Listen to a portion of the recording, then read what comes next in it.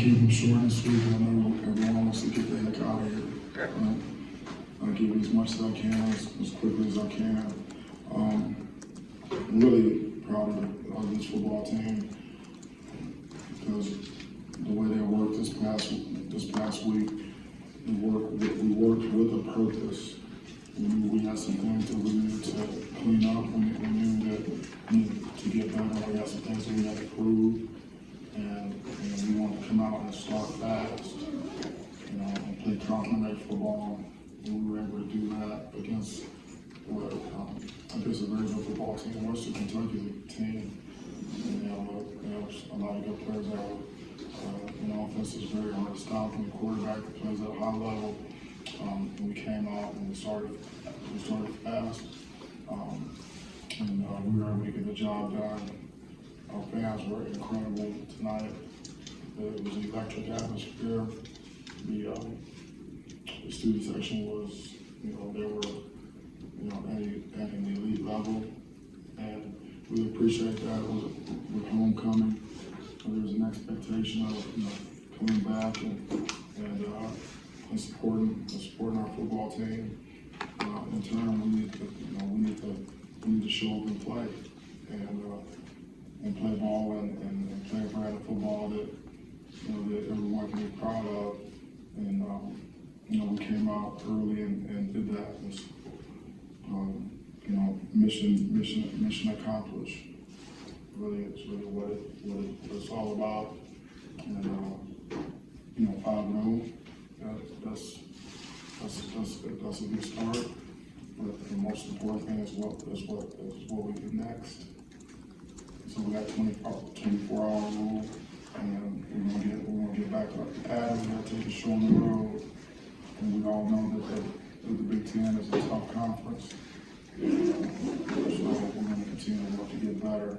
But love this football team, and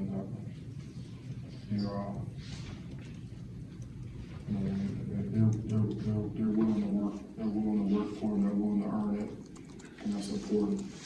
There's no sense of entitlement in that locker room. But with that, I'll open it up. We'll start here with Larry Luddy. In this game and really over the last 4 games, just talk about what a weapon Jaden Reed is. What you see is what you get. Because he does that in practice. He practices at a high level, and he's a very explosive player. He can do a lot. He plays with really good toughness. He's hyper competitive, and like I said, he's a difference maker for us. And special teams, offense, and he can do it all. So but he's humble and he's hard working, and that's his edge. That's his edge, and that's contagious. Yeah.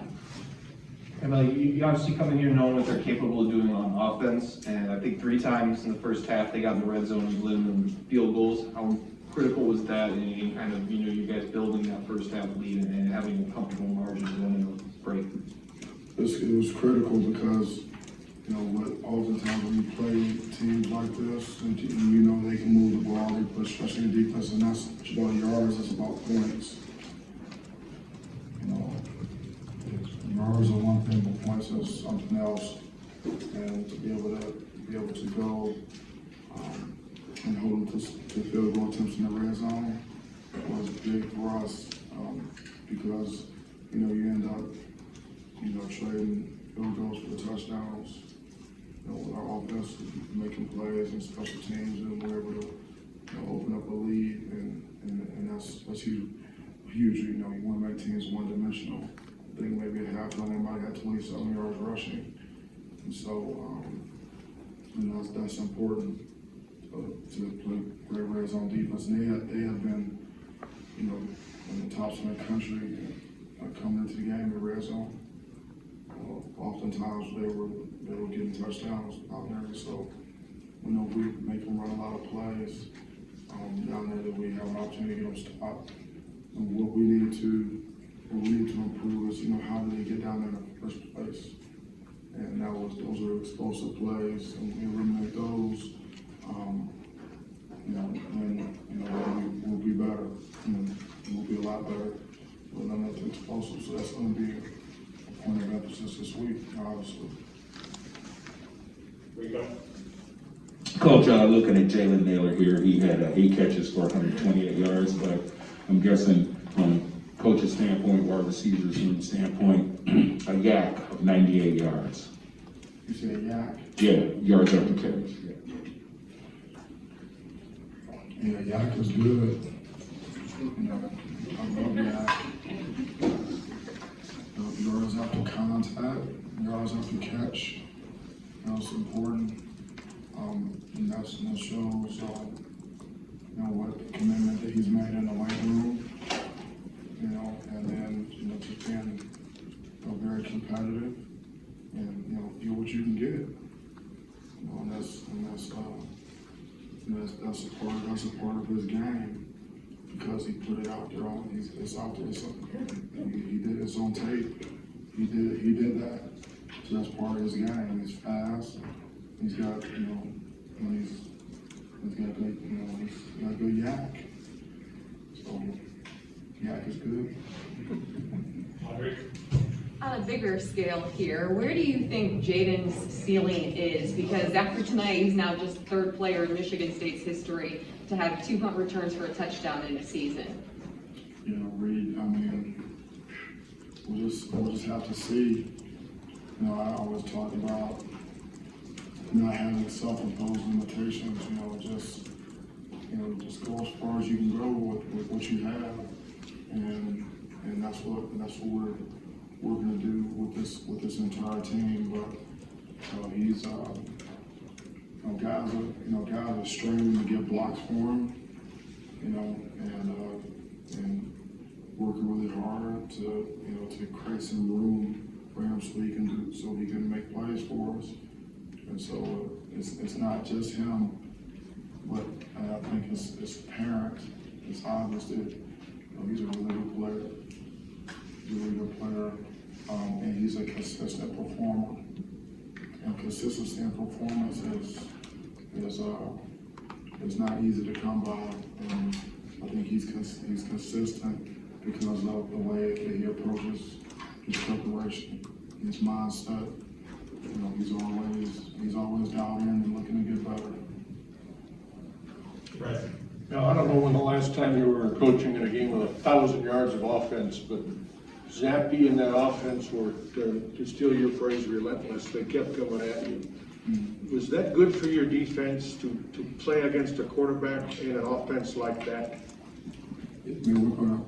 I told the coaches before I came here, we're going to learn a lot from that, because they're very explosive on offense, and the type of offense that they run puts a lot of stress on everyone on your defense. Everyone's at the point of attack, and they do and run the ball as well, and they go up tempo, and they go know how they go fast, and the quarterback's accurate with the ball, and they have good players.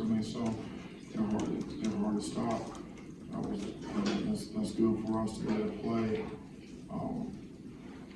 an offense like that and have some success, especially early. That's a good football team. I'm just telling you. No, I wanted to ask you about the targeting call on Kyle Halliday late.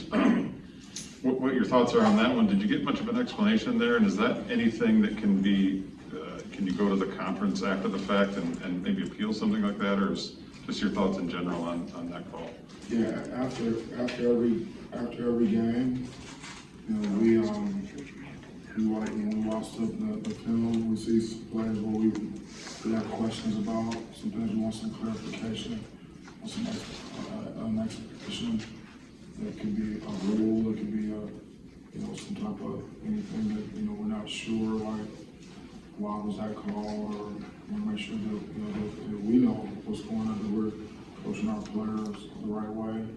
And so there's a process for that. So we turn those plays in to the league,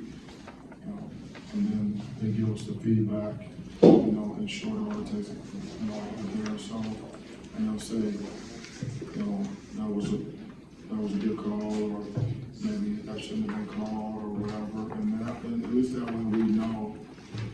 So we're trying to get clarification during the game, obviously, and then afterwards, and we just go through the process, and then we move on. And that's, you know, that's what we have to do. I mean, that's control what we can control. In the process of turning plays in and getting feedback is, you know, we follow that. And that's the game. Mel, I'm curious about obviously Jaden's had a big impact on punt return 2 games in a row now. I'm just wondering your philosophy of having him back there, where that sort of comes from. I mean, there's some coaches that wouldn't have a guy like that was your leading receiver, put him in that position with some high collision type of potential there. Have you always been that way, or is it case by case for you, team by team, just in terms of having a true star as your return man and what comes with that? You know, I mean, I'm not sure why you don't want to have him back there. He can help you, you know, he can make plays back there, and he helps with field position. He wants to be back there. He wants to make plays, you know, big plays. And he's certainly a weapon. So, you know, we're gonna play our guys on special teams. You know, special teams is not one of those deals where it's an afterthought. We spend a lot of time in meetings and on the field.